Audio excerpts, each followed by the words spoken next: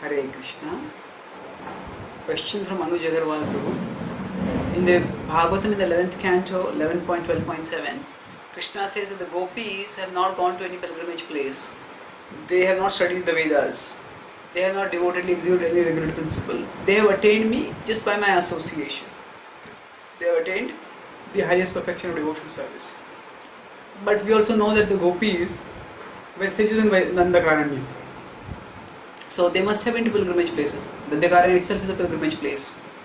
And they must have studied the Vedas also. So why does the Bhagavatam say like this? Answer, we shouldn't confuse different issues over here. One is, there is a principle that is being demonstrated. And that principle is that the simple devotion of the heart trumps everything else. Simple devotion of the heart trumps all religious rituals. The religious rituals are important, but ultimately they are meant to promote devotion of the heart. And because the gopis had devotion, even if they didn't have any of the other things, it would not matter.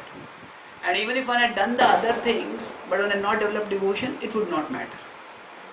It would not have helped one to gain Krishna's attention and to attain perfection of life.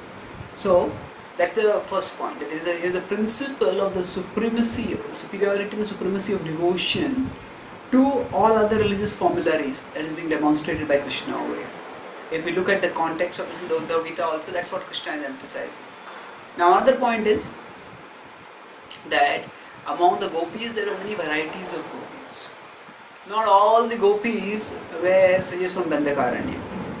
Some gopis were Devakanyas also. They were Apsaras who were attracted to Krishna, and that's how, by some arrangement through the gods and various channels, they entered into Krishna's pastimes. Madhvacharya talks about these kind of gopis also.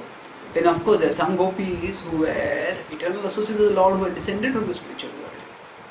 So there are Munichari gopis, there are Rushichari gopis, there are Nityasiddha gopis, there are Swarga Devakanyas, then there are also Sadhana Siddha gopis, and there are gopis who actually were there and they left their bodies and they attained perfection at that time over there.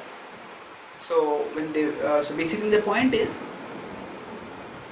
that it's not necessary that all the gopis had done all the rituals. The point is that they had such extraordinary devotion that attracted the Lord, and the Lord gave them his association in reciprocation with their devotion, and that's how they attained further perfection.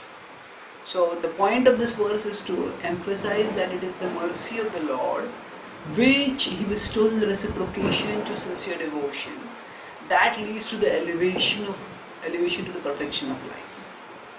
Other rituals may be helpful, may not be helpful, but it is devotion that is primary. Thank you. Hare Krishna.